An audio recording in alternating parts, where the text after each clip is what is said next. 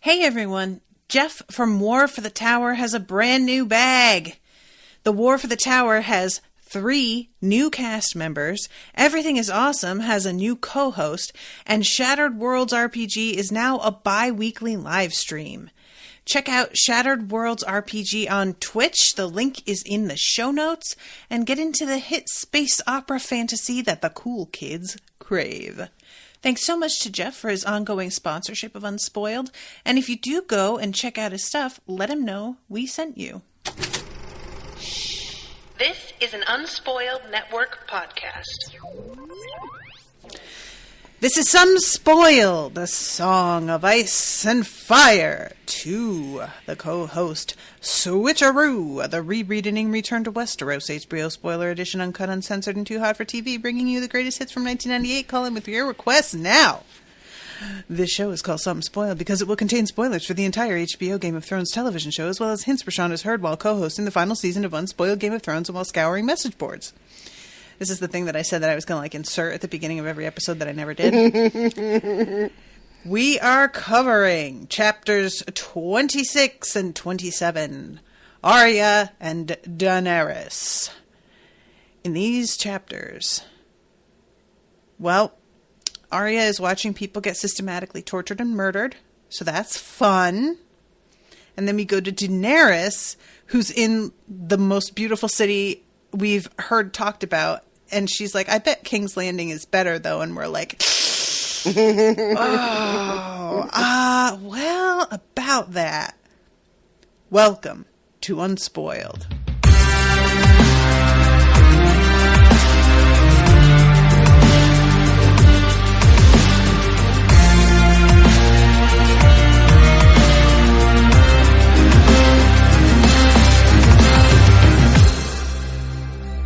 Monsters are dangerous, and just now, kings are dying like flies. I am the king!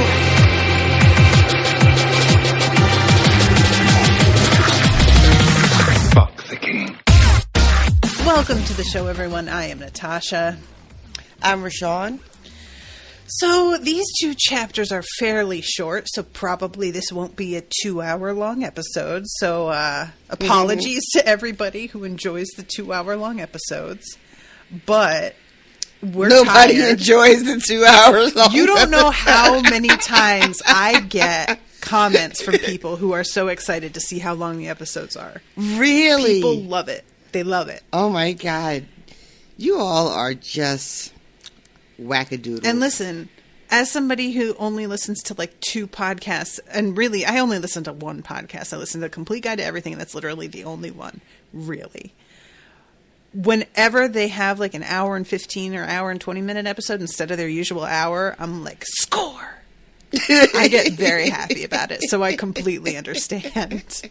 It makes me, and half the time, it's longer because they like get in a fight. So it's not like, but it's very, it's fun to listen to them fight, so it's fine. So all I can imagine is people see that 2 hours and like, these bitches talk about everything but the book. Goddamn. That's our brand now. It's fine.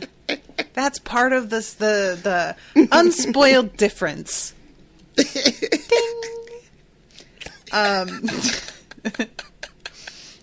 So Arya's chapter, I like prepped Rashawn saying just a bit of a warning because this chapter is disturbing, and I thought that this was a different chapter.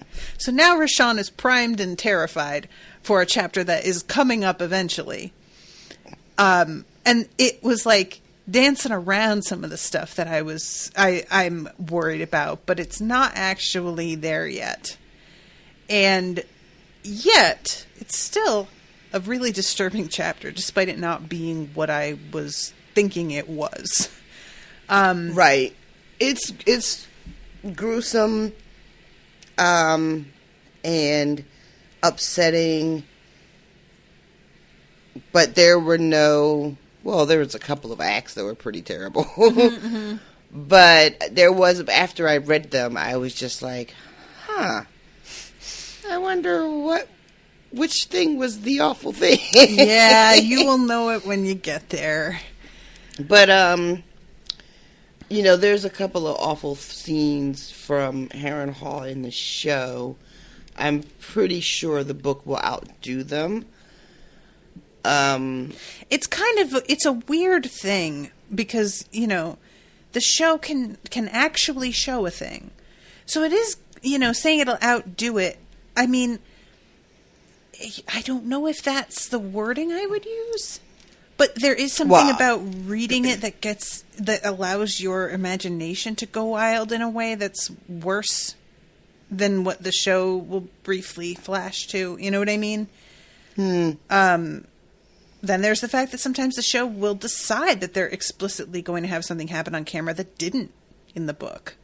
Right. And so now you're forced to watch the thing that you never wanted to actually acknowledge. Yeah, so I can, think of a couple of things that would be upsetting enough to warrant a heads up. It's not hard for me to imagine them happening. And I'm assuming it's in Harrenhal, but it might not be. But my assumption is that's where the terribleness is going to take place. I can imagine a couple of things just given the situation and the power dynamic that has been displayed in this chapter and the brutality that we've seen. My mind goes to a couple of places, like right off the bat, that I would really rather not go to. So for now, we're just gonna set that aside. I think that's fair. I'm not going to try to think too much about whatever terribleness is lurking down the pike just yet. So on that note, I've been using this, those of you who listen to the intro and the outro actually is where it happens. Remember Arya making her list of names. And this chapter is where we see that begin to take shape. The whole thing is kind of fascinating in its way as well, because Arya is learning in a lot of ways a similar lesson as the one that Sansa is currently learning, which is just that, like, the people that seem nice are sometimes the more dangerous, and the ones that don't really seem to care can be the kinder one, and it can just be a little confusing. Just like, wait, what? And I enjoy seeing her watch everybody and get a grip on, as she puts it, like, who are the smart ones? Who are the ones that have a bad temper? Like, figuring out the psychology of everybody. And this is just such a classic behavior of people who have experienced abuse. Right. Trying to figure out who everyone is and how to, like, mollify them. Yeah, this is survivor energy. This is knowing how important it is to know the people that have power over you so that you can walk on eggshells around the ones that need it, how to make sure you don't set a person off by doing or saying the wrong thing and triggering some type of explosive, violent, outpouring, or she makes a note about the people that are kind of slow, the people that you might be able to, like, if not fully take advantage of, maybe put, like, one over on or get away with something. There's a great bit about how the villagers, because when it first starts, I mean, she continues to separate herself from the villagers, but it feels like that separation is less towards the end of her chapter. Yeah. But she talks about how no one looks at the mountain when he comes in. No one makes eye contact. And there's this feeling of, like, if they don't look at him, maybe he won't look at them, It's like when you were playing hide and go seek and you were convinced if you hid your eyes, that meant they couldn't see you. Oh, yeah, like peekaboo with a kid. Oh, yeah. Yep. But so, yeah, there's just, and she swings between moments of being like, God, I wish I had needle. I would stab this motherfucker right in the neck. To thank God they took it, because I would have tried to stab him and been chopped in half. Yep. she's having these moments of intense self-loathing because she is just standing by and watching people be hurt and killed and all manner of, just terrible things happening and not doing anything. And also this sort of impotence that she's feeling, which is, I mean, she's a child, she shouldn't be feeling as if she bears any responsibility here. Bears any responsibility that anybody would expect her to do something that she should expect herself to be able to do something to protect others, and she can barely even protect herself. It's a short chapter, but it's a ride. Yeah. With just how she's feeling about herself and where she is. This opens with them heading, but not quite arriving there at Harrenhal, so we get this description of what this place looks like, and we've heard about this place several times now. It's got a very storied history and all that jazz, but when we go to the Daenerys chapter next, and there's a whole bit about describing what that city is like, and there's some, I don't know, I might be making too much of it, but it felt very similar. Even though the places couldn't be more different, Right. Like Karth is described as just like this stunning ancient city that is, the most beautiful place in the world, according to them. Right, anyway, yes. But sounds really fucking impressive, I'm not gonna lie. And, of course, Harrenhal looks terrible. The bit about how the towers are, lumpy, I think she describes them as. Because they've literally melted. And I don't remember the whole Karth storyline from the TV show. It kind of ran in circles. I remember a lot of where are my dragons? Oh my God. So I don't know if the show just didn't do a good job putting whatever's coming onto the screen, or if there was just not enough to make it interesting on the screen. I don't know yet. But what I will say is, knowing the little bit I know about how it played out on the series, that this city turned out not to be a great place. It turned out to kind of be a very beautiful trap, right? Or people there tried to trap her, not maybe necessarily the city itself, right? Right. So when you're reading it and you see these two completely opposite descriptions of these massive places, because Harrenhal is huge. I didn't really understand that, and I don't think either. I never really appreciated the size of it. They both just end up being terrible places, that are our characters that we know and love don't really want to can't be there for very long, and nothing good is really waiting for them there. There's something that I'll say about, not specifically about what's going on with Dany in this section, but more about the show's handling of certain storylines overall, is that the books, occasionally, you will go through a period where you don't see a certain character's POV for a time, because either not that much was going on with them, or because something was going on with them that George wants to make a bit of a surprise and have this moment way further on where things have developed and taken place, and you get dropped into the middle of it. And the TV show does not have the luxury of doing that, because they have contracts with their actors that they are going to appear in certain episodes for a given amount of time every week. So sometimes the show would spin its wheels with somebody, because in the book, they aren't actually around during this period as much. And they didn't know how to fill that time. So that could be something that to keep in mind about certain people going forward.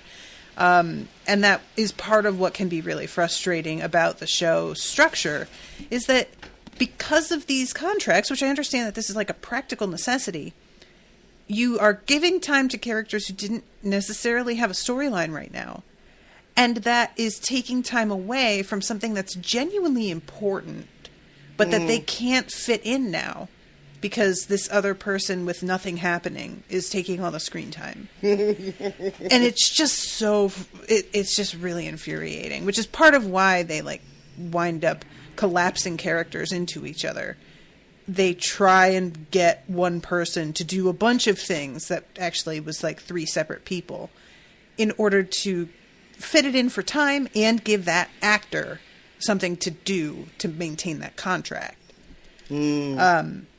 So yeah, there's a lot going on there. But the Where Are My Dragons? I had forgotten about how that became such a thing. Yeah, it's fair. It's fair criticism. So yeah, this whole thing with Arya is what I really loved about this section. First of all, can we talk about how sinister the fucking nickname the Tickler is? If we have to. This is something that I have really noticed. The author that I've, have recommended a bunch of times that did Cradle, and now I'm covering Elder Empire, he has a real gift for this kind of naming device where you give somebody a name that sounds sort of innocuous and not actually sinister.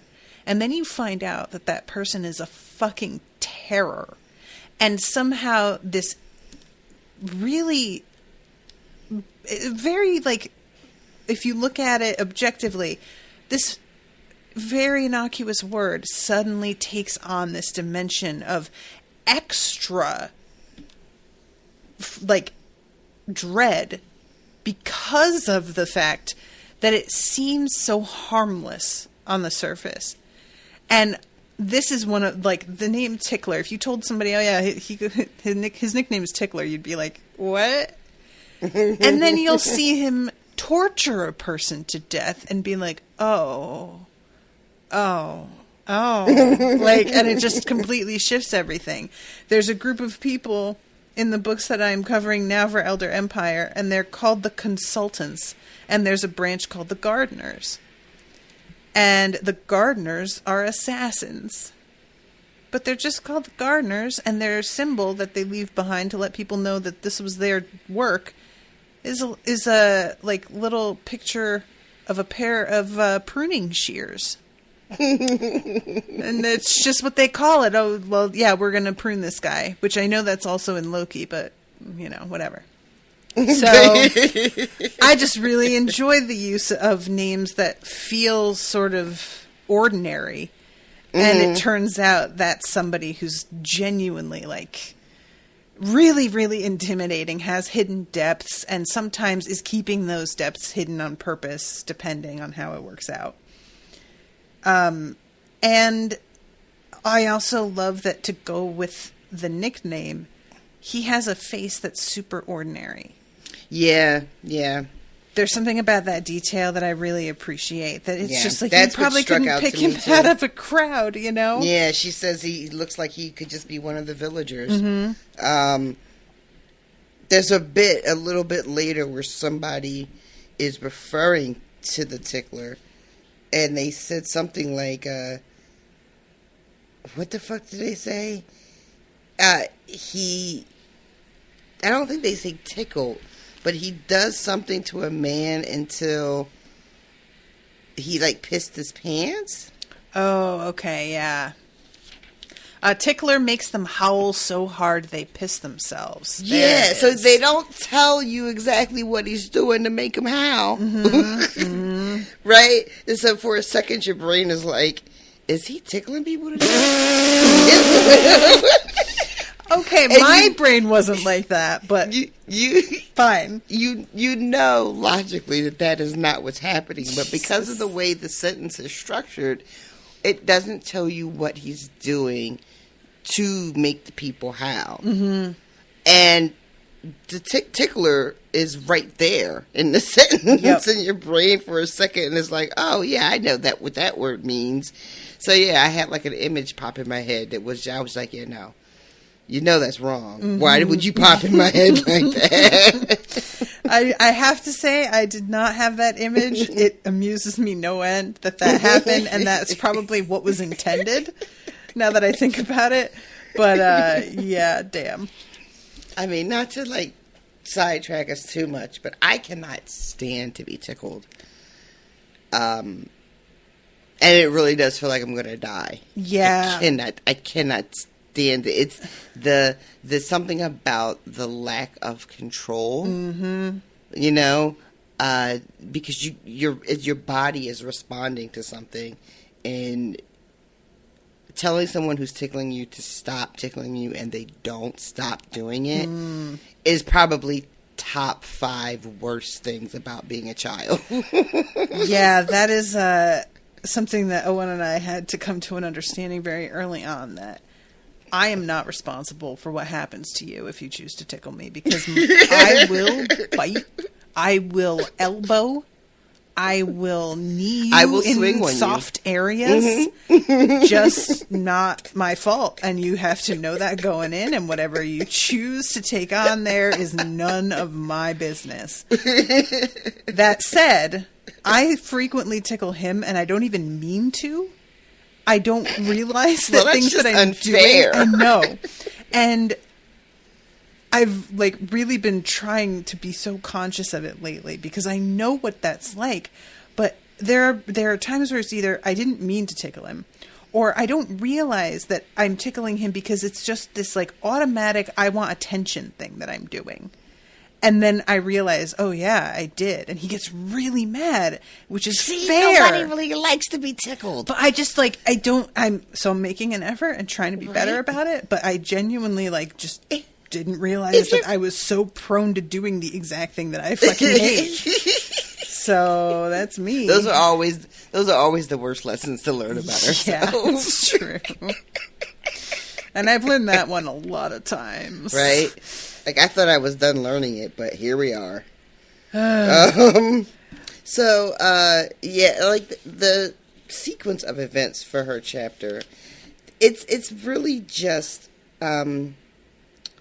Arya getting to, oh my God, you guys, she can smell the Lannister camp before they get there. There are so many, like, I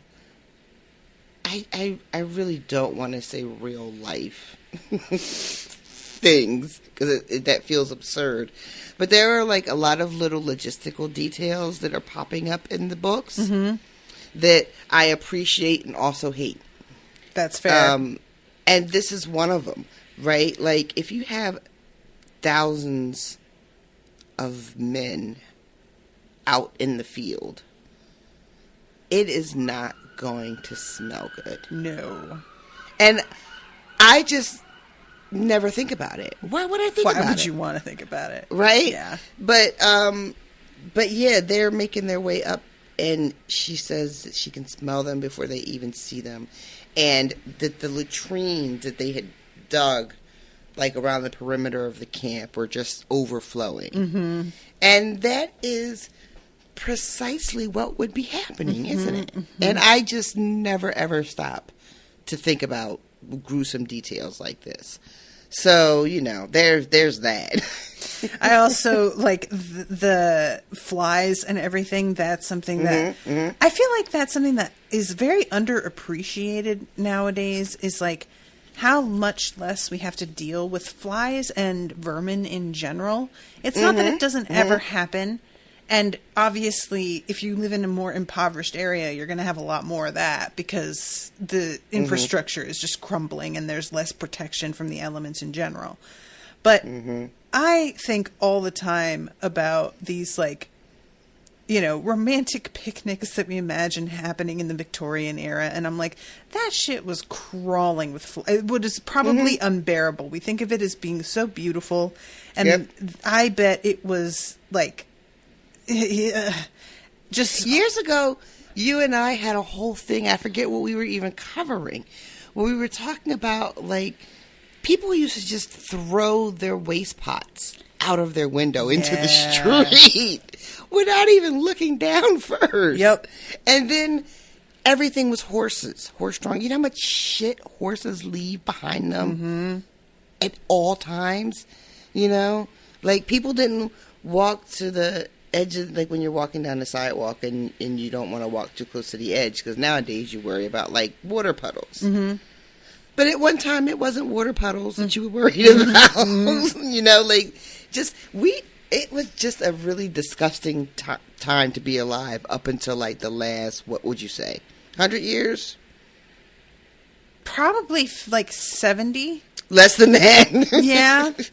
Like, because, you know, talking about that, then there's also the fact that people just didn't have as much clothing. So if you had gotten dirty by your petticoat dragging in the mud, or not mud, tough. You've got to pull back on that filthy fucking petticoat tomorrow, or do some laundry right the fuck now. And just everything about it. Oh, God, kill me. And I remember, like, I don't know how many people have heard of Sturbridge Village, but it's one of those, like, places that's meant to... It's a preserved colonial community, like, of houses and, like, a blacksmith and whatnot. Ooh, like Williamsburg. Yeah. Very much like that in Massachusetts. And it's some place that I went a bunch of times for school trips and stuff. And I still remember as a kid how noticeable it was that everything smelled like smoke all the time. Because it's just, everything is fire powered. And, you know, I love the smell of wood smoke ordinarily, but there is something about, like, waking up and having a piece of clothing that you wore near the fire the previous day, and how sort of gross it can feel the day after, and the scent just loses its charm in a way. And then all stale and musty. Yeah, you know, and then thinking about how, like, everybody smelled like that all the time. There was periods where bathing was supposed to be dangerous. Listen, people thought you it were made lucky you if sick. people. Yeah, you're lucky if people smell like wood burning Yeah. stoves. That's like the best smell you're gonna get. We have so many tools now for hygiene and body odor, and people didn't have that shit. So you know what they did? They just carried little sachets of fucking dried flowers and shoved that shit up under their nose so that they didn't have to smell the people around them. Yeah, we're all gonna wear fancy wigs because we're afraid to wash our hair God. for like 8 months out of the year. I can't even imagine how fucking crusty people must have been. They were still having sex. Can you imagine? Ugh. Oh my God. The human race hasn't just like completely died off at this point. It really is. It's just a. I'm just shy of this miracle because that feels like an overstatement that I don't really believe in. But it's something. It's definitely something. Oh, I wanted to talk about, too, before they quite get to Harrenhal, about what questions the townsfolk are being asked. Because it's the same questions over and over again. And there's first the description of, like, Arya watching everybody try and crack the code of what they can do or say to avoid getting picked to be tortured. And it becomes very clear there's nothing to be done. It's absolutely arbitrary. If nothing, arbitrary, generous, but maybe malicious also, specifically. And the questions are, was there gold hidden in the village? Silver? Gems? Was there more food? Where was Lord Beric Dondarrion? Which of the village folk had aided him? When he rode off, where did he go? How many men were with them? How many knights? How many bowmen? How many men-at-arms? How were they armed? How many were horsed? How many were wounded? What other enemy had they seen? How many? When? What banners did they fly? Where did they go? Was there gold hidden in the village? Silver? Gems? Where was Lord Beric Dondarrion? How many men were with him? And we get the description of what's found: a little gold, a little silver, a great sack of copper pennies, and a dented goblet set with garnets that 2 soldiers almost came to blows over. So just a real, like, pitiful stash here. It's sad. And then they learned that Lord Beric had 10 starvelings with him, or else 100 mounted knights, that he had ridden west, or north, or south, that he had crossed the lake in a boat, that he was strong as an oryx, or weak from the bloody flux. Every bit of information they get is contradicted by all the other information they get. So it's just pointless. There's no reason for this. I love that there's little ways people are trying to make themselves feel safe or ingratiate themselves. There's the one guy who won't stop talking about his son who's supposed to be serving with the gold cloaks, and he keeps talking about what a king's man his son is. And he's so often saying that, all for Joffrey, we do it all for Joffrey, that they start calling him that behind his back when there aren't any guards around. She mentions that there's a young woman who's sleeping with a guard for several nights in a row, but when she's picked one of the following days, like the soldier or whoever she's been sleeping with doesn't do anything to vouch for her or try to save her. There's a woman who promises to tell the mountain everything she knows, so her daughter's not picked. And then he just picks the daughter anyway the next day, just to make sure she wasn't lying or keeping anything back. Yeah, it's pretty fucking grim. And as they get on traveling, there's this... there's first, a couple of discussions about Beric and the fact that, he paid for the food he took. And somebody's like, yeah, with fucking paper money, what the fuck do I do with this? Thanks for nothing. And the same person is, grouping all of them together. She's blaming the Tully, she blames the Lannisters, and she blames the Starks. One of them says something about how it's a shame the good king is dead. And it's one of the few times Arya actually, speaks up. And she asked about, is it Robert?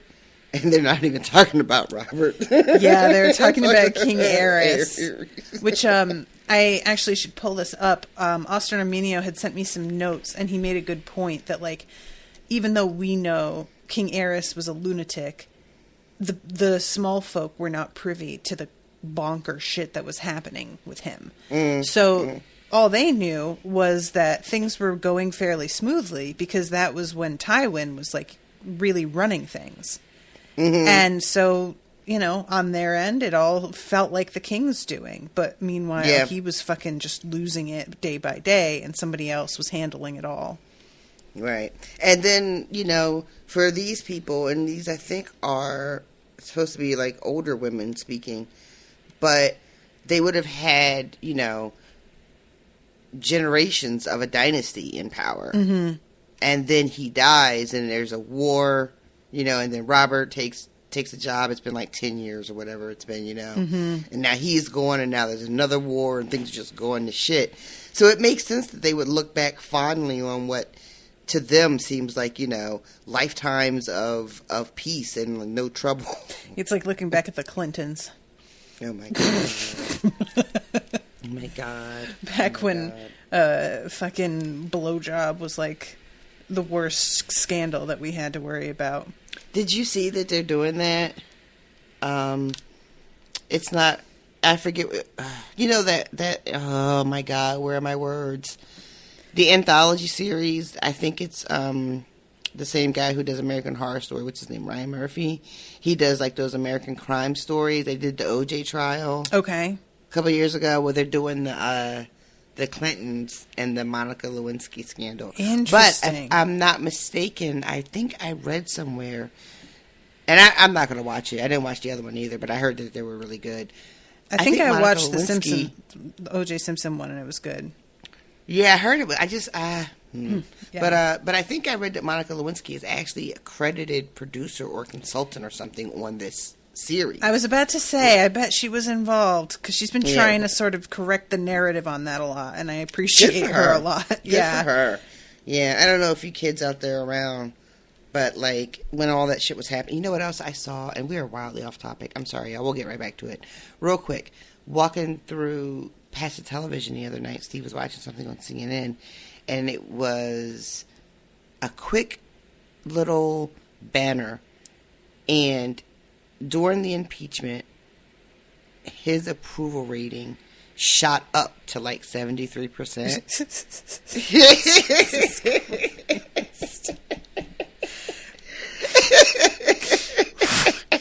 And I don't know That's the most why, American but shit I've ever heard in my life. Jesus.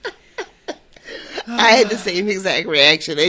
I couldn't even put it into words. I was just like, of course it did. And yeah, I won't get into a whole long side thinking about my feelings about all that. But yeah, it just summed up everything really perfectly. So was that the one, the Simpsons one, or Simpsons, O.J. Simpson one was with Sterling Brown? Is that his name? Yes. Okay, yeah, that was a good one. I thought that it was really nuanced and well done. Yeah, it got really good reviews. Everyone I know that watched it said it was great. I just, And I felt like Cuba Gooding Jr.'s depiction of somebody who genuinely doesn't really seem to, like, get what the problem is, man. Like, so fucking wrapped up in himself and just wanting everyone to like him and being truly puzzled that his life can't go back to how it was. He is nailed that. That documentary that came out about him a couple of years ago, where they like interviewed his old friends and everything, go back to like, his childhood. Man, he has always been like that. Like always. Like they interviewed like kids, his friends from like middle school. It's got to be some kind of personality disorder, right? Like yeah. And then you just heap like an incredible amount of talent on top of that personality, and you get what you get. That podcast that I was just talking about, they have a patrons only show where they read a book, and they just did If I Did It. Oh my God. Yeah, and they like made it clear we did not purchase we got this second hand, and even if we had purchased it, the like Brown family took control and are getting the profits now from it and whatnot. Because there was a whole like legal battle when that thing came I out. remember that. But it's not like OJ got an advance of thousands and thousands of dollars, so he still got paid for it. It's not like they were able to really take anything from him. But they read it with several grains of salt, and man, it's a wild series of like contradictions in, I can't believe that people think I did this. I can't believe it. And then, well, here's how I did it. And like explaining how, but also the like indignation of the fact that people think that he did it. It's a weird energy. And he evidently, like, because it was ghost written, he sat down with a ghostwriter, and the ghostwriter was like reticent a little bit and was like, I just want you to like promise to not throw me under the bus with any of this stuff. Like, I'm taping you. I'm going to make sure that this is an accurate representation of everything you said. And there were a couple of things, like details, that never, ever altered. He would talk about them the exact same way every time. And he would be very, like, distinct about it. And then in an interview, almost the first thing out of his mouth was that the ghostwriter put in a bunch of stuff that he never said. Like, very, very first thing. And the ghostwriter was like, oh my God, no, I have it on tape. But evidently, due to, like, the legal questions around it, the tapes got confiscated after the, like, initial writings and were, like, destroyed with lawyers looking on, so that it could not be, really? Stolen by somebody. Yeah. I had never heard that part about the tapes. So it was a whole thing. But anyway, it was interesting to listen to somebody reading that who was just like, this fucking guy. So yeah, this is our O.J. Simpson episode, the 90s crimes. So yeah, this whole thing with like people being tortured for no reason. There's also like the mention of women being raped, and it's not like specifically described, but just that the guards took women off into the bushes at night, and most seemed to expect it and went along meekly enough. One girl, prettier than the others, was made to go with 4 or 5 different men every night until she finally hit one with a rock. Sir Gregor made everyone watch while he took off her head with a sweep of his massive 2-handed greatsword. And this is the thing that sort of makes Arya, like, she just keeps thinking about the fact that she would have done things that would cause her to get beheaded. Like, and I really appreciate this moment of sort of, what's the word I want? Introspection, where she's asking herself, what was the good in being brave? What's the point? And I feel like that is something that we all want to think, that we would like take a stand. And even if we would, what point would there be to that? Is it just so that you can die in control, I guess?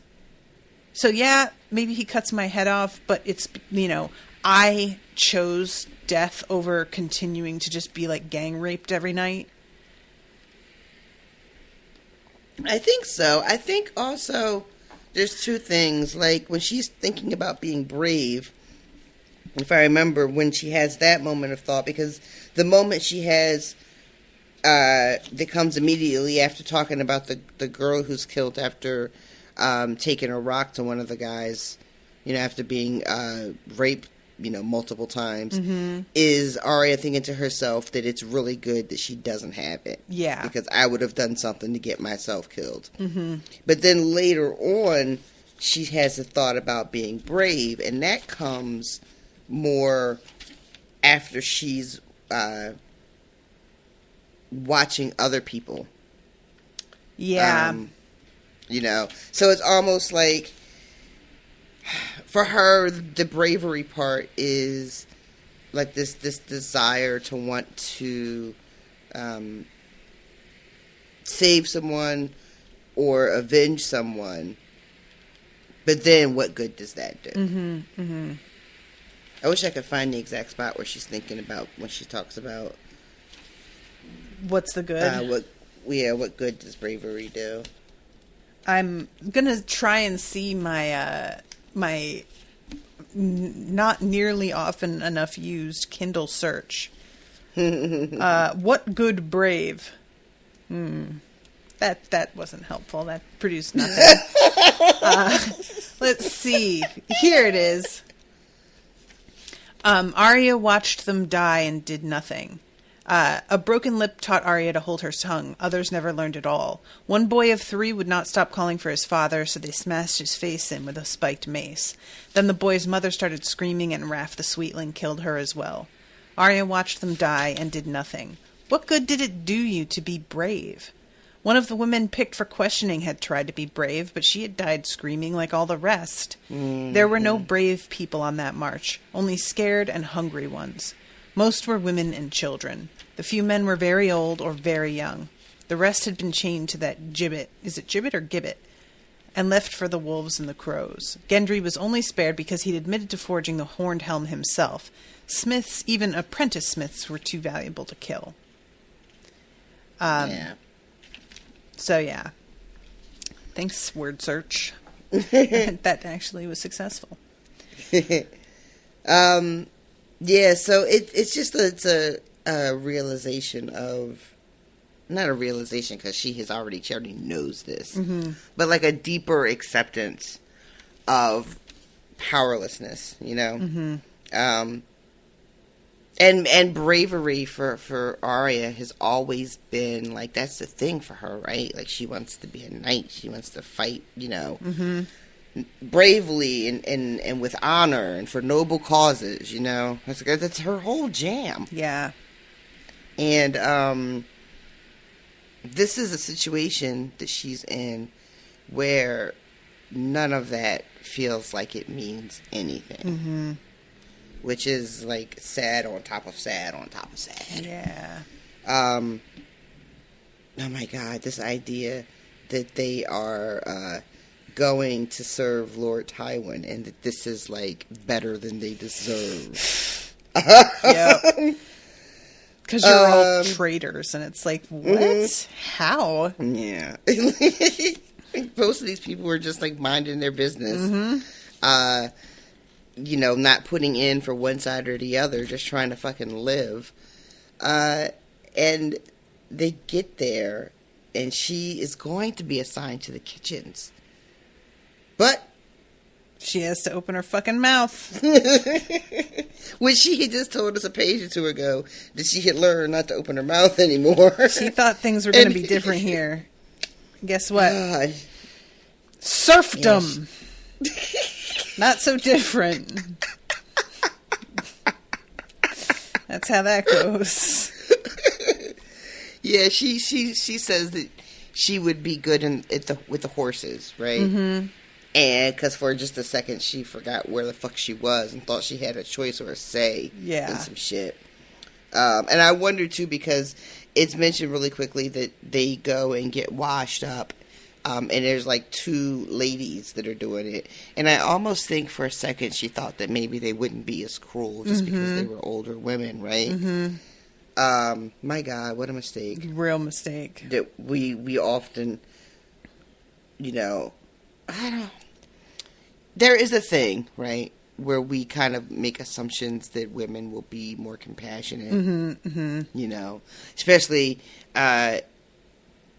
in Arya's case, at least, she's been marching with nothing but, you know, soldiers and male captors, and they've all been terrible. Right. So maybe seeing these older women felt like a moment of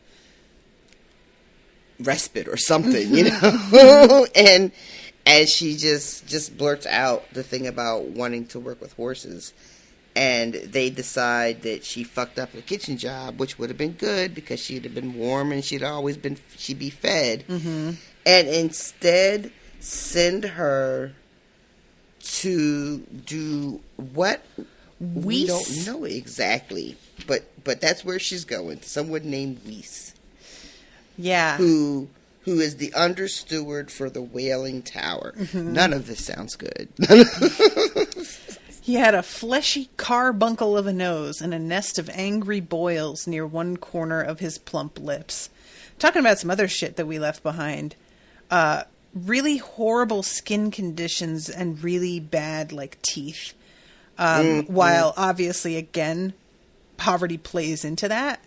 You just don't see it. Like, even when I was in Guatemala for those months, I would see so much more of it down there, and it was startling to realize like how much is just automatically fixed as a matter of course with American dentistry and medicine that doesn't necessarily happen in more remote areas.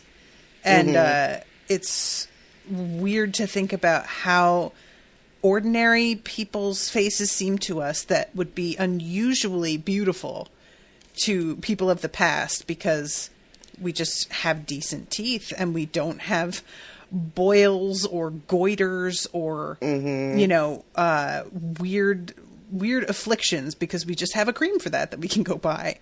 You know, so much of that stuff gets, if you're lucky enough anyway in this country, a lot of that stuff gets fixed when you're a child before you even have any memory of it. Exactly. You know? Things that people in other parts of the world, you know, just learn to live with. You know, it's just part of their life. We fix it before the kid can even walk. Yeah. Also, real quick, she is asked for a name, and she says her name is Weasel. Yeah. They also refer to these older women as good wife, which is the first time that's popped up in this book. Yeah. I think. I kind of took that as a use, like, a woman steward. But I'm not sure that's correct. It immediately makes me think of... yeah, okay. Archaic, the female head of a household. So, yeah. It makes me think of... what is it? Oh, my God, you guys. In the Salem witch trials, goody this and goody that. You know what I'm talking about? You guys out there listening to what I'm talking about. The women, they would be referred... The women in the story are, instead of being like Mrs. Smith. It's Goody Smith. And Goody is short for something, and I think it's short for good wife. Oh, okay. So when I read it here, I was like, oh, I haven't seen that in a really long time. Goody Smith. It was spelled with an E, and you said it Goody? I think it's like Goodie, maybe. Oh, wow, okay. No, Smith I didn't is know just, about I that. just made Smith up. But Well, no, yeah, but okay. I know that much. But no, I hadn't heard that. What's the famous... All I know is the, what do you call it? The Crucible and Tituba and all that. I think that's the word. I think that's the Crucible is what I was looking for. You know the movie Winona Ryder? Is that what that movie's called? Yeah. Okay, well, yeah, that. Wait, they're called Goody in that? All right, wait a minute. Look, this is okay. It doesn't sound familiar to you? No, like I watched them. I've seen that movie, but I don't remember that. But, you know, I saw it like a long time ago now. It was when I was still in school. Whether that was high school or college, I do not know. But it's been a minute. But, okay. We can't do this. We can't do this. Okay. So, yeah, this dude, I love, too, that they think that she's got calluses on her hand from sword fighting, and they think that it's from churning butter. So that was why they were going to send her to the kitchen. But yeah, Weiss says, if you think to presume on his lordship's kindness, you'll find me waiting after my lord is gone. See, my nose never lies. I can smell defiance. I can smell pride. I can smell disobedience. I catch any whiff of such stinks, you'll answer for it. When I sniff you, all I want to smell is fear. All right. Calm down, Weiss. Yeah, it's just a bit much for his welcome speech, right? I feel like he practices that in the mirror. Just FYI, women in Puritan times were seen as extensions of the domestic realm. Those who were married had to be referred to as goody to reflect their capacity as a good wife, as someone who embodies the qualities of the domestic realm. What a stupid fucking... Yeah, it's Goody, actually goody. So, like, goody two-shoes, but serious. I think you might be onto something. You might be cracking the code of goody two-shoes. Goody, that's the like, honestly, though, come on. Just like, well, if you're married, then we assume you're a good wife, and that means we're going to call you Goody. Who fucking came up with this nonsense? And I've never heard it anywhere else outside of that very specific little point in history. So again, reading it here, I was just like, oh wow, this is what happens when you let men run shit. Goody, what? Jesus. You are appropriately outraged, and I love it. I'm just disgusted. Like, how fucking low effort can we get here, guys? Like, there's just... It's fine. All right, so that's the end of her chapter, and then we go on to Daenerys. In the illustrated edition, we get a cool illustration of her with her hair, like, very short, and a dragon wrapped around her neck, which I'll use for the artwork for this episode. Nice. I always enjoy, because the illustrations are much fewer and further between in the second book than they were in the first book. So I'm not able to find some every week, but this series is so popular. There's no shortage of fan art. Unlike with Dresden Files, where the further on in the series we get, the less fan art there is. Because all the other books were around for so long that there has been plenty of time for people to decide to do fan art. But now that we're getting into Skin Game, I'm having such a hard time finding artwork for it. I didn't even think about that I'm kind of catching up. Mm-hmm. Very much so. That's a weird place to be. Indeed. I was thinking about that the other day. It's just like... I think that by the time we finish Battleground, probably the next book will be out, because that's going to be like years from now. But it took a longer time than people expected for peace talks. And who knows? We may have a long break that we have to fill in with something else. And I don't know how we'll do that. But anyway, stay tuned. If I catch up to this motherfucker writing these books, I'm going to feel away. I'm just going on record now. Well, noted. I understand. Somebody get that to him. Yeah, right. Somebody write Let him know. to Jim Butcher and be like, hey, I'm not sure if you're aware, but Rashawn would like a word with you. But yeah, so this section with Daenerys is all about her welcome to Karth. They are falling all over themselves. They really are. There's literally like children in golden sandals covered in paint throwing rose petals at her feet as she walks in. It is a lot. This is some like... But she also has 3 dragons. So, you know. Yeah, that's fair. I'm not even that mad at the rose petals. It's like the equivalent of a ticker tape parade. Ticker tape. I have never actually stopped to think about that. What is ticker tape? Is that just like for Morse code? That kind of tape? And it's That's what I always just long think of. spools? That's what I think of. And I'm also realizing I don't have a flower girl for my wedding. And maybe I should get them some golden sandals and bright paint. They'll wear a dress too, don't get me wrong. Ticker tape was the earliest electrical dedicated financial communications medium, transmitting stock price information over telegraph lines. In use from 1870 through 1970. This is just going so off. There's a fucking... you guys know I gotta make a Simpsons. I can't help it. I am who I am. There's an episode of The Simpsons where Monty Burns is like trying to get on top of his finances, and he has an old ticker tape that's like in the corner, and it's just like spools and spools and spools, right? And he starts picking up and reading it, and it's like, oh, last time I checked was 1928. And he's like, oh, good. And then he gets to like 29. He's like, oh my God, I've lost everything.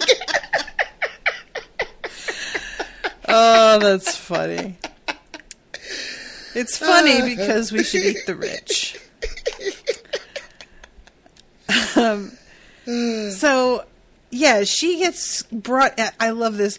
Karth is the greatest city that ever was or ever will be. It is the center of the world, the gate between north and south, the bridge between east and west, ancient beyond memory of man, and so magnificent that Sathos the Wise put out his eyes after gazing upon Karth for the first time, because he knew that all he saw thereafter should look squalid and ugly by comparison. Woo! That's like every rapper's intro when he's repping his own city. That's like... MC Sathos in the house! Fucking God. Rolling deep. So, this whole bit, like, Daenerys is like, yeah. All right. Like, she's not an idiot. Yeah. But she definitely has a moment once she sees the city of, like, oh, word? Right, okay. Right, Shit. exactly. I like, too, that she is still not over what happened with the witch. Mm-hmm. And so she is dealing with this Payet Pri guy who is a warlock here. And she is just kind of side-eyeing him. Yeah. Because she is just like, I'm not really people who fuck around with magic. I've already been burned once. Oh. Didn't you do that? That just kind of happened. But she is very, very wary of him.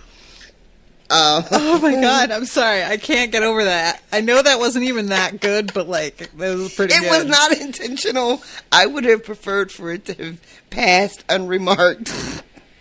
I'm sorry. I can't do that. You let something go? I don't do it. Get out of here. That's what makes me such a good host. I seize upon everything. But yes, continue. Pyat Pri. But she's just really, really being very careful around him. Mm-hmm. And then the same thing comes up a little bit later when we meet one of the other 13 whose name I Quaithe don't of the know Shadow? how to say. That sounds like it could be something. I genuinely don't know if that's correct. But, and she has the same sort of feelings of just sort of, I don't trust you. You personally, you. I don't trust you. Oh, guys, I'm sorry. We're a little bit punchy tonight. We are both just at our wits' end a little bit over here. It's just, but then the friend, the one who vouched for her, vouched for who? Daenerys? For Daenerys. What is his Zaros name? Ondaxos? Yes. He is also just, laying everything at her feet. Mm-hmm. The way he speaks to her, every time he refers to her, it's like, oh, most lovely woman, loveliest woman I've ever seen. I love it. He's just like, I'll shower her in gems and give her silk sheets to sleep on. And I'm like, yo, why doesn't Owen talk to me like this? I really feel like I deserve this. But girl, get you some dragons. Yes. There's the rub. But yeah, so the ride into the city is pretty impressive. It does sound beautiful. Mm-hmm. The description of the walls that surround the city, and there's 3 walls of varying heights, mm-hmm. each made of a different material. And then the one that I guess is the closest to the city center is the one that's got some very explicit imagery, enough to make a young woman blush. That's the second closest, and the one that's the closest is covered in eyes, like golden eyes. Is it? Yeah. How did I miss that? It's easy. It's sort of the way it's written is a little bit odd. The outer gates banded with copper, the middle with iron, the innermost studded with golden eyes. Oh no, you're right. You're right. I'm sorry. The innermost wall was 50 feet of black marble with carvings that made Dany blush. So the golden eyes are on the sex one. Those are the same that's even one. more upsetting. Yeah. So, ugh. So now it's like scenes of people having sex, but the eyes are just following you around everywhere you look. You know how those weird openings. I guess. It never really occurred to me to think about yeah. The middle wall was gray granite alive with scenes of war. The outer was red sandstone decorated with animals. Yeah, that sounds pretty cool. I mean, it's definitely impressive if you're making your way into the city for the first time. Yeah. You got to figure going through each set. The Dothraki call these people milkmen. Mm-hmm. You know that's going right in my Facebook, right?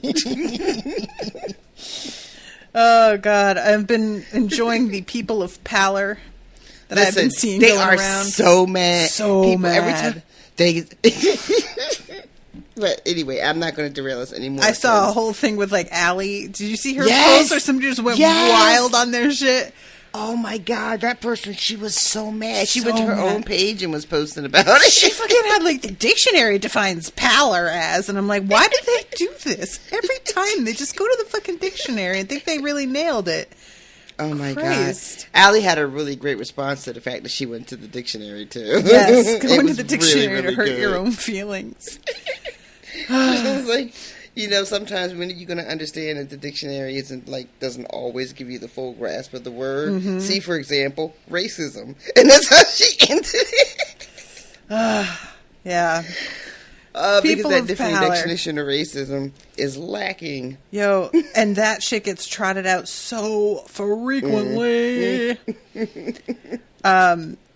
So yeah, as they head inside, she mentions that her horse does not like camels. Yeah. I assume that this is an actual thing. but if anybody has further information, I would be interested, because I just kind of want to know if there's like a feud between horses and camels. God, is there a beef that we need to know about? I love this idea. I mean, what is the horse is salty because they don't have those two humps? That hump. They can't hold their water. The lovely lady lumps. Oh my God, we're done here. What you gonna do with all that hump? All that hump inside your hump? No, can't do it. Can't do it twice.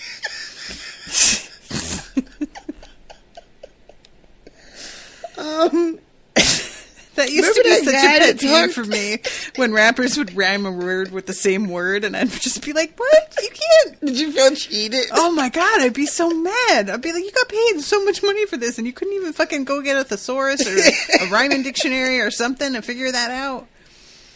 Oh my God. Anyway, oh yeah, here it is. Karth itself is hers. She has no need of baubles. Blue-lipped Pyat-Pri sang out from her other side. Come with me to the house of the undying, and you shall drink of truth and wisdom. Why should she need your palace of dust, when I can give her sunlight and sweet water and silks to sleep in? The 13 shall set a crown of black jade and fire opals upon her lovely head. And to all of this, she just keeps being like, all I want is an army. All I want is the Red Keep. All I want is the Iron Throne. I appreciate all of your offers, but number one for me is becoming the queen at Westeros again. Thanks. And they're simultaneously like, good for you. And also, yeah, we'll see. They each are both undermining each other and trying to flatter her, but undermining her also. It's a whole thing. Yeah, it's I will admit to being a little confused because I thought Pyat-Pri was one of the 13. But then the way that Zara refers to the 13 in sort of, when he says we'll set a crown of black jade and fire opals, it's as if he's saying, don't worry about what you can do, because this is what we'll do. Mm-hmm. So is Pyat not one of the 13?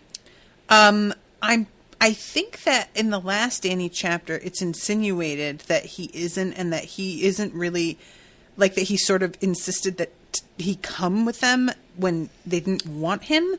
But I don't remember that super well. Gotcha. And I don't want to go... Well, actually, you know what? I'm going to go find him. I'm going to go use that word search again.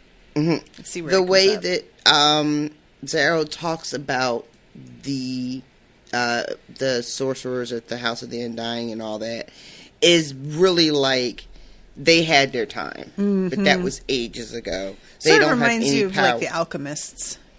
Yeah.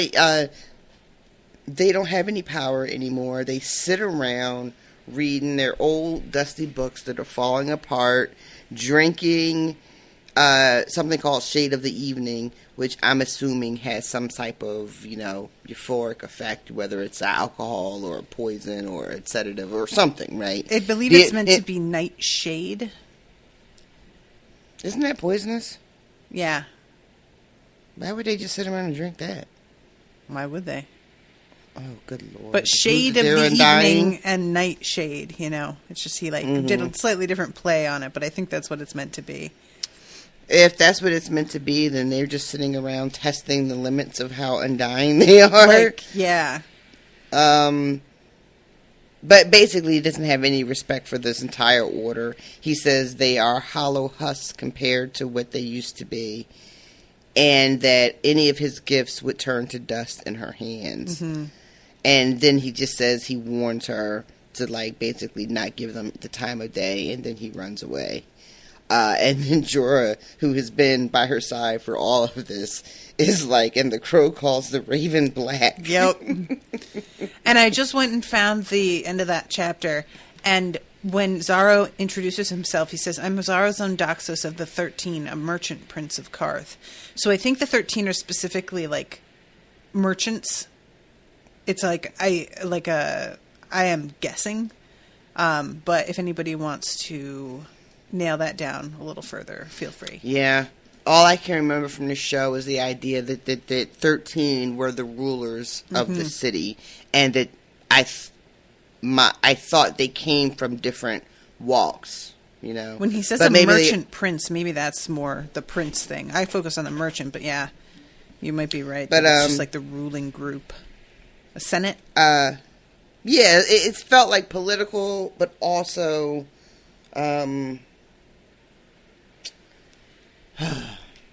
yes, not divine, like a monarchy, but like money, like our politics. Yeah, like you elites.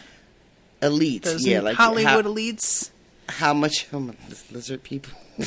Like, you know, like if you have enough money, you can buy yourself a seat, and you know, and have power that way. If you have power, like some other worldly kind of power, like a warlock, maybe that's how you get your seat. You know.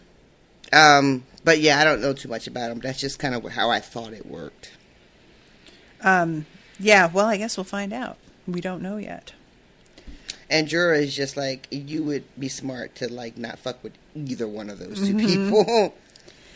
And she says that both of them, well, she says Zoro has vast wealth. And, you know, this is how she's going to get what she needs. This is how she's going to get her ships. This is how she's going to get her army.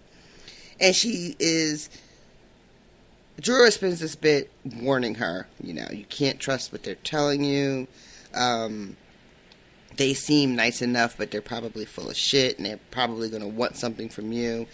And she's listening to all this, and she's like, oh, he really does care about me.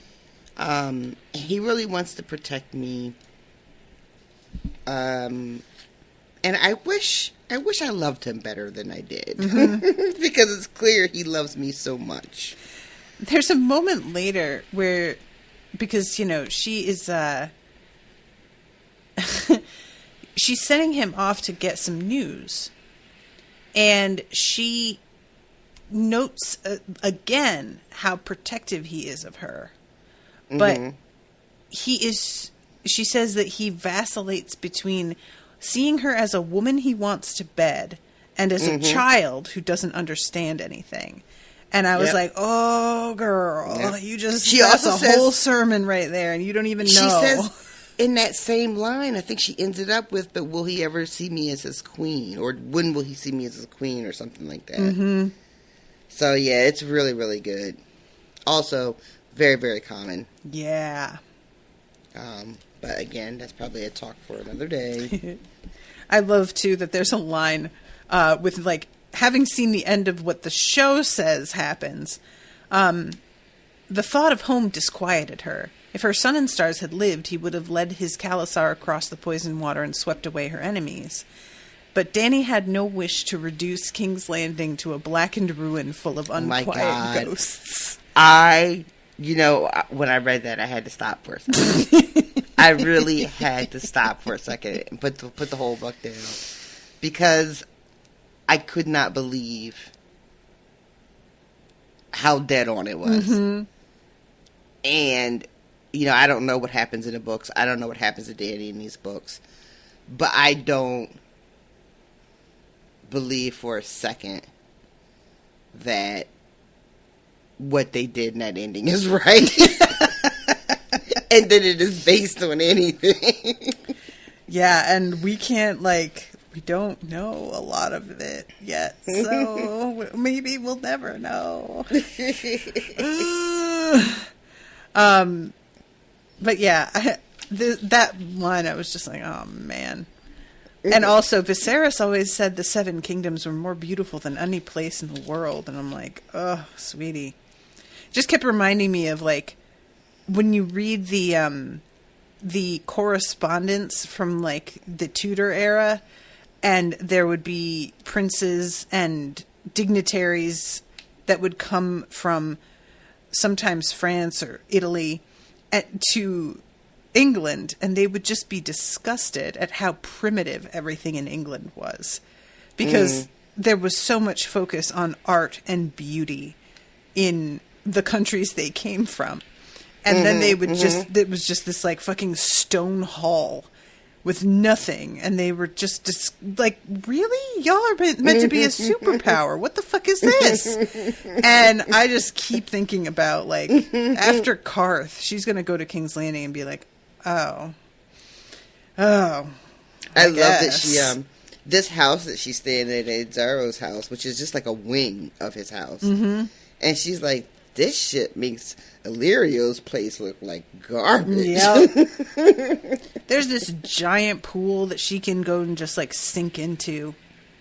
I'm just jealous of this bitch's baths, I swear. She hopes they have pools like this in King's Landing, and I'm like, I haven't heard about it. There has been no mention. Like, there's hot springs at the in the north. We have them underneath Winterfell, but other than that, yeah, it's but yeah, you know, part of me is like this. I mean, I know this all ends up terrible, but it does look really, really good, right? Yeah. And once again, he's showing her around, and she's like amazed at how wonderful this place is, and she thanks him for his gifts, and he's just like, for the mother of dragons, no gift is too great. Mm-hmm. And she's thinking to herself, you know, all the greats will come to see my dragons. Because he is telling her, like, he's saying it two things almost. Like he's being like, oh, you're so beautiful and so lovely. We're all going to come see you, and you're going to feast on this and blah, blah, blah, blah, blah. And she's like, yeah, you want to see the fucking dragons. Mm-hmm. I get it, you know.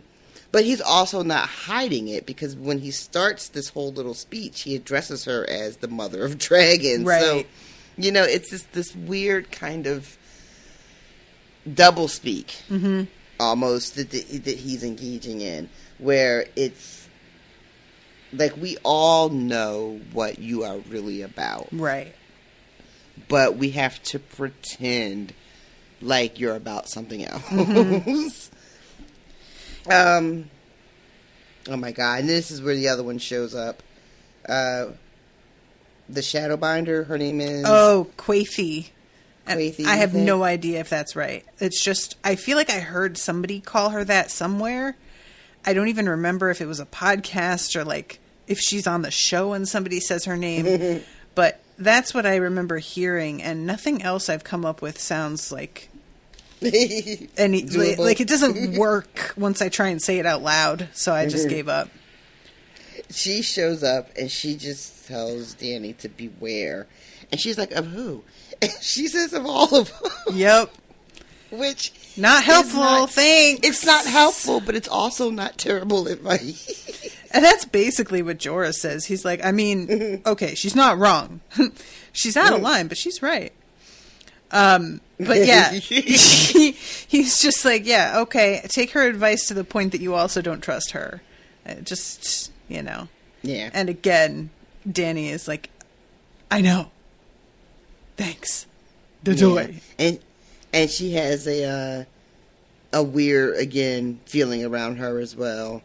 And she tells, after she leaves, she tells her own people that they're going to have a watch themselves and to keep an eye on the dragons. And that's when she starts to send people out to figure out, like, what's really going on here. Right.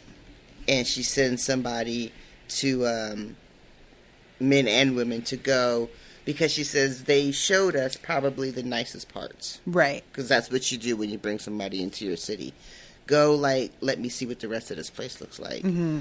And then she sends Jorah down to the docks. He does not want to go. Yeah. And then this is when she takes her bath with the goldfish. Such a weird thing. It is a weird thing. I'm not really super comfortable with it. I remember reading... Oh, were you going to say about a pedicure? Yeah. Yeah, you say it. No, you do it. Say it. You do no, it. I don't want to do it. Well, there is a pedicure where you just, like, dunk your feet in a bowl full of water that's got fish in it that, like, eat off the dead skin off your feet. Mm-hmm. Which, talk about ticklish, first of all.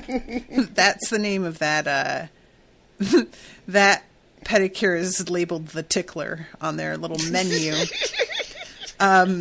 But also just like What if the fish just did their job and they're full? Like, you already had a customer. And they had all of the dead skin they could handle, and now they're full. No. And they just sort of just swim around, and they're not interested. Now what? You just have to have a lot of fish, I guess, somewhere in the back. I don't like any of this. Anyway. We're just echoing one another this evening. It starts to happen. So she's having her soak, and she's thinking about what she would need to win King's Landing. Mm-hmm. And what did Viserys say about it? And, what is her power? What is her strength? She talks about how Viserys has always said that the realm was just waiting for the rightful king to show up, and that they would all, rise up and support him. But she's also thinking that, he's a fool. Yeah. And fools believe in foolish things, so she's not really even trusting that to be true anymore. Which I deeply appreciate. Yeah, it's... we don't see her as much as we did on the show, and your point earlier really makes a lot of sense. But because we don't get to see her as much, I almost feel like I'm missing some of her growth, Like, when we pop back to her, she'll just be, as she should be, a little bit wiser, a little bit more mature, which she should be progressing in that way. I'm not, mad about it. But I feel like I'm missing it a little bit. But again, there's so much other stuff going on that it's not like every page I'm like, oh, where is she at? Where is she at? We got to get back to her story. I just mean that, the way we pop in and out of characters, they are existing even when they're not on the page in front of me. Yeah, it's a very, very strange thing. So, she has just come so far from who and what she was when we first met her. And you know what? She ends up having to make this very same point to Jorah. Not but a minute later. Which point? Where she tells him that she is not the little girl that he met in Pentos, I think. Okay. And she's saying how, I've been married, I have buried a husband, I have lost a child, Right. I'm not the same little girl that I was. Mm-hmm. And so I guess my point was just that reading up to this point, I was having these feelings about, God, she really has grown so much. And then, a page later, she's making that same case to Jorah. Right, yeah. I think that's a nice callback for the readers as well, because, like you said, it can feel like it happens really quickly, and you don't have as much of a sense of the time passing and the real weight of what's happened to her sinking in, because we're not just exclusively with her. So yeah, and I mean Jorah just is also more than twice her age, so there's no avoiding.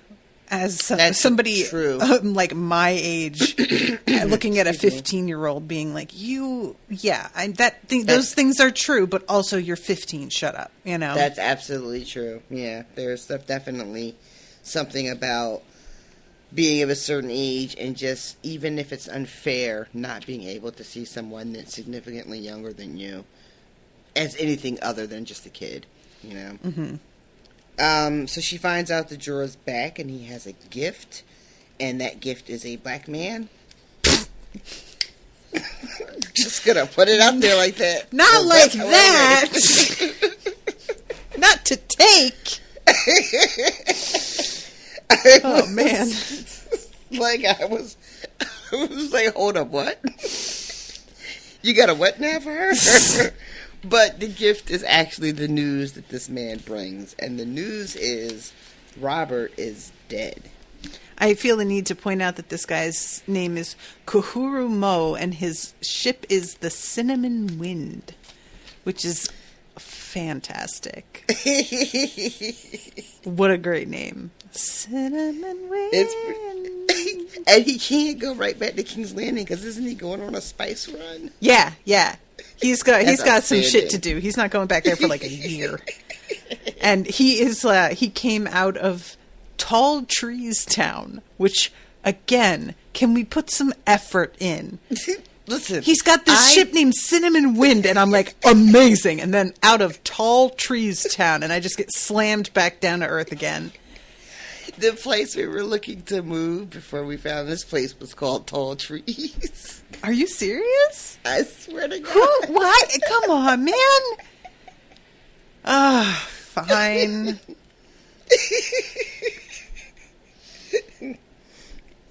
I can't take any responsibility for that. I didn't name. Just unfortunate. So he comes and tells him, or tells her really, because he's already told Jorah, that Robert is dead, and she had just been thinking to herself about a sign, of whether or not this whole quest was foolhardy and whether she should even be thinking that she can do it. And then here comes this news is that he is gone. And it means a lot to Daenerys. It doesn't really mean much to Jorah. And he thinks that she's being silly, thinking that this is a game changer. This whole thing is sort of weird to me that, considering the rest of the news and everybody going at each other's throats, that he doesn't seem to think that is an advantage for her. Because, like, I understand in principle if it were just that Robert died, like she says, then yeah, nothing would really have materially changed.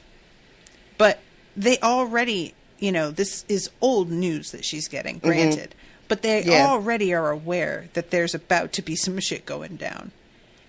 How does he not see that as an advantage? Like, stepping into the midst of that, and she's got fucking dragons? Come on, man. You gotta see what that's gonna look like. That's gonna be amazing. It makes me... Because he's telling her, this is not nearly as game-changing as you think it is. The High Lords have always fought amongst themselves.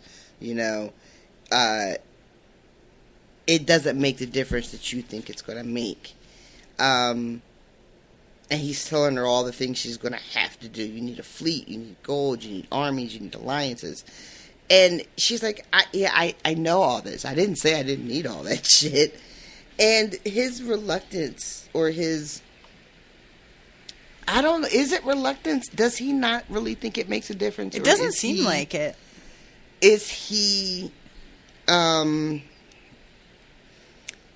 seeing it because he's blinded by worry for her and not really believing that she can do this in the first place, and is doing that thing where, like, he's trying to temper her expectations? Is he... Because he's not unintelligent, right? Mm-hmm. It doesn't make sense to me that he would take this news and try to, like you're saying, and act like it doesn't mean anything at all. So it makes me wonder... He even goes as far as to say not every sailor's tale is true. Mm-hmm. You know, like...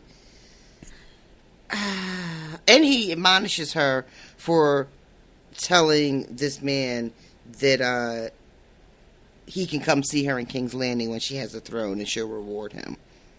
And Jorah's like, you shouldn't be letting everybody know what you want to do. Yeah. You know, it just it's very, very weird energy, and I don't know where it's coming from. I don't know if it is if he just doesn't want to go back that way because of his own shit, you know, and he's just trying to, like... I mean, and that's part of... This is the moment where she says, sometimes he thinks of me as a child he must protect, and sometimes as a woman he would like to bed. Like, yeah. I honestly, I think it's a combo of what you're saying, like, trying to temper her expectations, but also,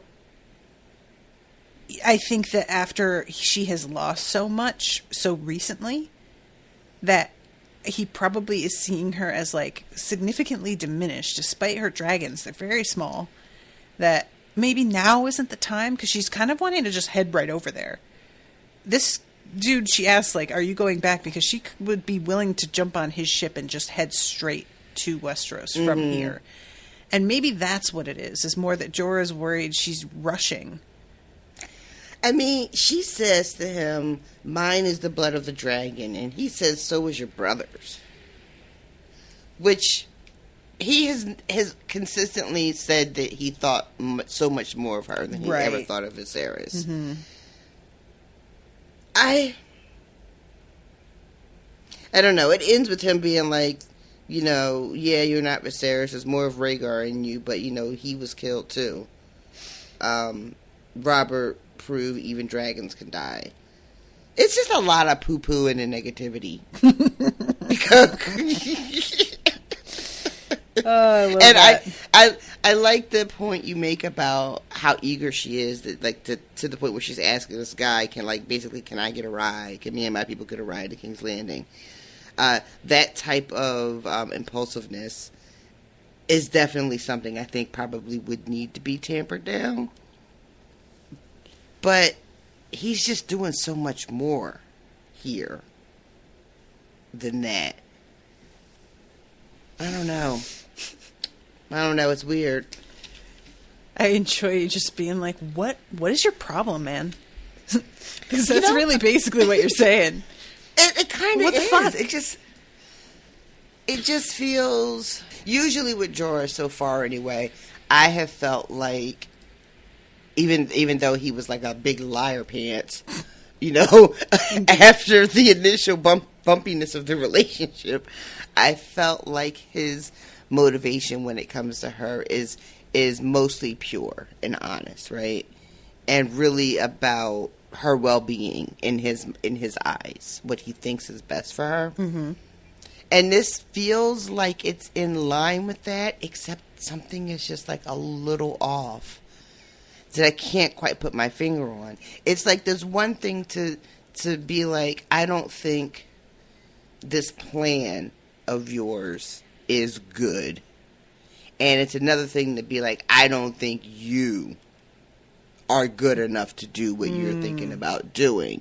And something about this just feels like it's more of the latter, which is unusual from him, in my mind. Yeah. Well, I don't know. I mean, maybe it's just partially also that he's like afraid to go home. I was thinking that as well, but I wasn't sure, where that was in the story yet, quite frankly, because I can't remember if this is a conversation that he's had with her. Yeah, that's fair. You know, so not that would impact his motivation or not, you know, like he could be having those feelings about fear of actually, like, what if she pulls it off and she does drag my ass back over there, you know, that could definitely be going on as well, but, yeah, I don't know. An hour and a half.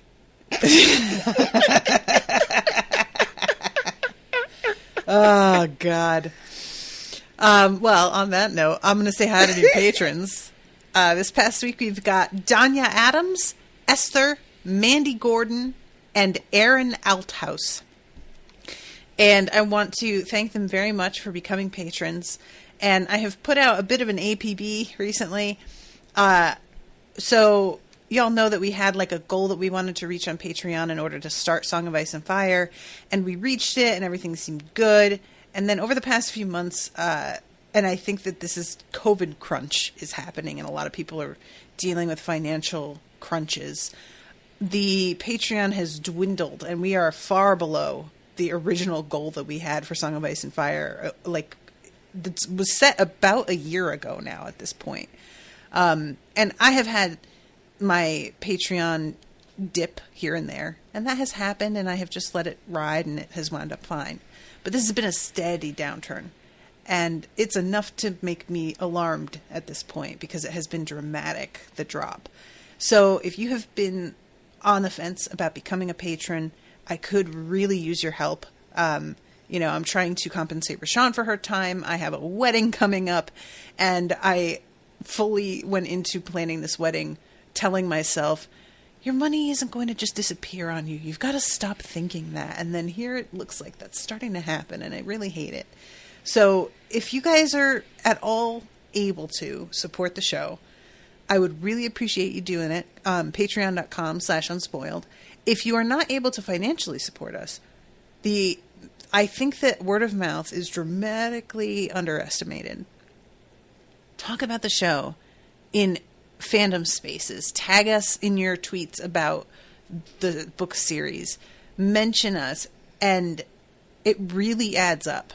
And I totally get that not everybody is financially in a position to pledge. I don't begrudge anybody about that. I don't take it personally when people unpledge, because I know how it is all too well.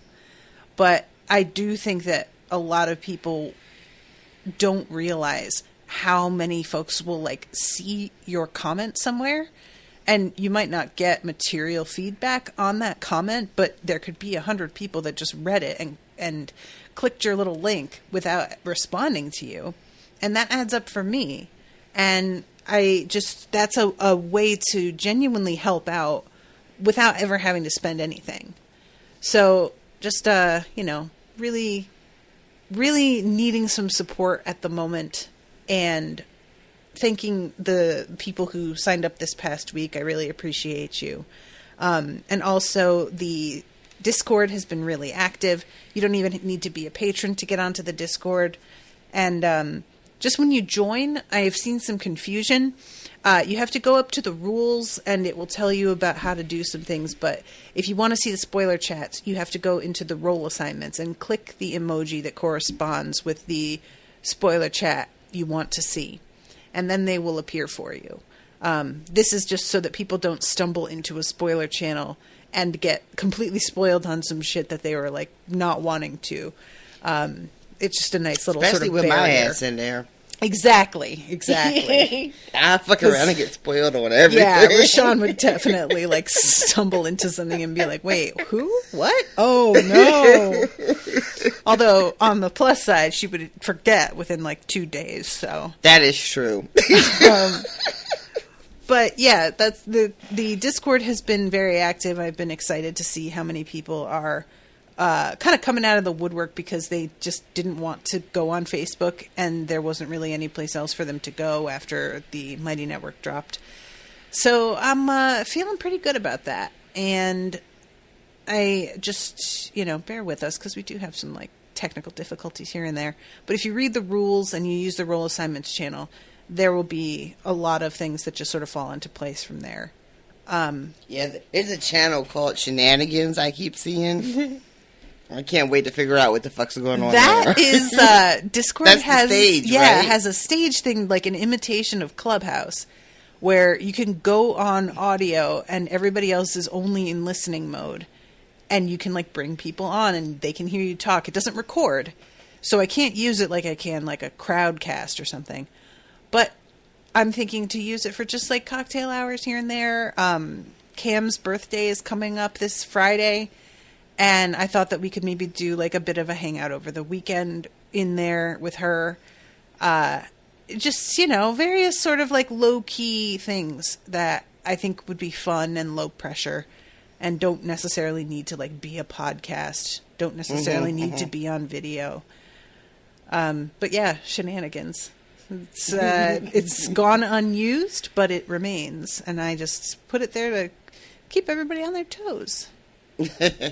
So yeah, anyway, I don't like to constantly ask for help in this way. I have had to do it for so long, and I felt like I was finally getting to a point where I didn't really need to like hammer on it much because people were aware of the fact that I have a Patreon and all of this stuff. But I think that things can happen sometimes where people assume that, yeah, I'm not able to, but they're doing fine probably. And when enough people feel that way, then it just begins to like fall apart a little bit. Mm-hmm. Yeah. And I have had some people question about the fact that I have like what I make on Patreon hidden. And I just want to explain again. And it's funny because this came up today. on a different group that I'm in for a podcast that's very popular, which it was wild to me that somebody would even do this. But somebody posted in there about, like, have you ever gone to pledge to a Patreon for a show and seen how much they were making and just decided not to pledge because they were making plenty already? And it was for, like, they were commenting in a group where this is a group for a podcast that's wildly popular, and you know the hosts are in this group with you. Mm-hmm. And it was so kind of like tone deaf to me. And that's the exact attitude that causes me to hide how much I make. Because people will make a lot of judgment calls without knowing anything about what the expenses are for producing the content you consume, the person's personal expenses, the people that they're compensating that are on the back end that you're not aware of as being, like, you know, admin help or paying for, you know, all kinds of different, like, these people have editors. I do my own editing, but I have admin help. I'm compensating Rashawn now. And there's just a real attitude that people can have where they decide based on their own arbitrary amount that they think you should be happy with, whether or not they want to pledge. And it, like, I have seen it happen to other shows that got popular where people turned a corner and sort of decided, now you're asking too much. Now we're not doing, and I saw it, and it really, as somebody who has trouble valuing her own work to begin with, it made me really paranoid. And I just decided I would rather have it be private because it really isn't anybody's business. And I promise, guys, I still don't have health insurance. I'm doing much better than I was, but it's not like I'm sailing and everything is fine. I don't have a car. I don't have health insurance. I haven't gone to the dentist in 3 years. Like, you know, it is, I am doing much better, and I'm planning a wedding, which I never thought I'd be able to have, and all of that is great. But there are a lot of assumptions made that make me nervous and feel really self-conscious about it. So that's the reason why. I'm not trying to hide it because I'm making like $25,000 a month like some shows I've seen. And I'm just like, oh God, nobody can know about this. If I was making that much, everybody would know about it. I was about to say, listen, who did I think you are? Oh my God. But yeah, you know, it's just people are really quick to decide what you should be doing with your money and what should be, quote, enough. And enough looks very different for different people, depending on where you live, depending on their circumstances, all of that. And I just find it upsetting to see it, like that judgment call being made sometimes. When we've got people out here who are billionaires, can we just focus, everyone? We don't, and I don't want to like drag it on because, you know, I got out of bed. But we're really, we have this, our culture and around individuals and money is so warped, you know. No one would expect me to put what I make out publicly from my job, right? Like no one would ever ask that of me, which sucks because we probably would do better if we were more open around wages, you know, when it comes to like, you know, more traditional work. But when it comes to someone that I'm not familiar with showed up on my Facebook with a GoFundMe for transitioning costs. And the only reason it showed up on my Facebook was because someone I follow commented, and Facebook is making that a thing now. And the comment was addressing, because the person I follow is not a piece of shit, was calling out the numerous comments of people deciding whether or not this person deserved to be supported in this GoFundMe because of how much money everybody assumes they already have. Right. And it was just, it wasn't even judgment on the transition. It was judgment on, you seem like you already have enough. How dare. You know? Yep. Yeah. It's unfortunate. Yeah, it's just like, you know, I don't want to hide it. I'll be honest. I felt weird when I checked that box on Patreon and decided to go into hide mode, because it's not defaulted to that. You have to go and choose it.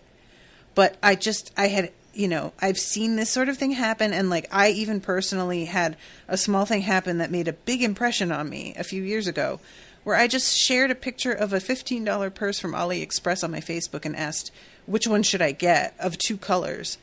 And then found out later that somebody said that they weren't like contributing to my Patreon or a GoFundMe or something because I was buying a purse, so I couldn't be doing too badly. And it was just one of those, like, I can't buy a $15 purse without somebody thinking that I don't deserve to be paid for my work. Like, how is that the conclusion that you leap to? And that made me lock down on everything, because it was such an innocuous thing. It was just a purse, a super unusually cheap purse. And it still garnered this judgment that I felt like, just like I said, I'm already so self-conscious asking for money for my work. I already undervalue my work, and I know I do. But I just, like, when I hear what I'm afraid of coming out of other people's mouths, there's just no way to avoid having a reaction to that. It's the exact shit that worries me. And so making it private just felt like the right way to go. I don't know. I feel like I made the right decision, but it's always in my head whether or not I should have. But there it is. So, at the risk of being too real, I just wanted to tell you guys what's going on there. Because, I have been feeling very secure and trying to sort of let myself enjoy that. And then it just begins to slide away, and it's like so imperceptible at first that I'm like, that's weird. I should have enough money to cover this month. Why? And then I looked at the trend and realized, I was like, oh my God, it's been dropping dramatically. And it's just sort of scary to like let myself enjoy it and then have that happen. I hate when the thing you're afraid of turns out to, like, there's a reason you're afraid. It's, like, that's a genuine risk. But everybody knows what I'm talking about out there, probably. To some degree or another. Most of us have been there. And it's a sucky place to be. But anyway, like I said, I'm not trying to pressure people who can't afford it, and I'm not trying to, like, make people feel bad who had to unpledge. I know it's not personal. But I'm sure there are people who have considered pledging and didn't really, like, feel any urgency about it.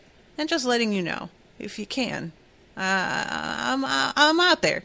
I'm out there with my old Patreon, and I would like to see it. So come on over here. All right, guys. Well, thanks again for listening. We appreciate you.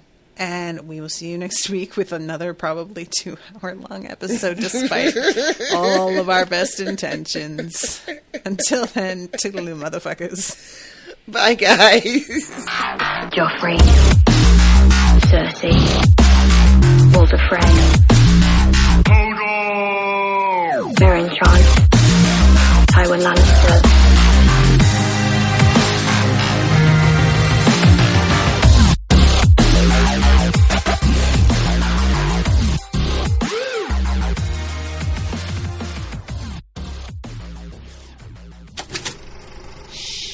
That was an Unspoiled Network podcast.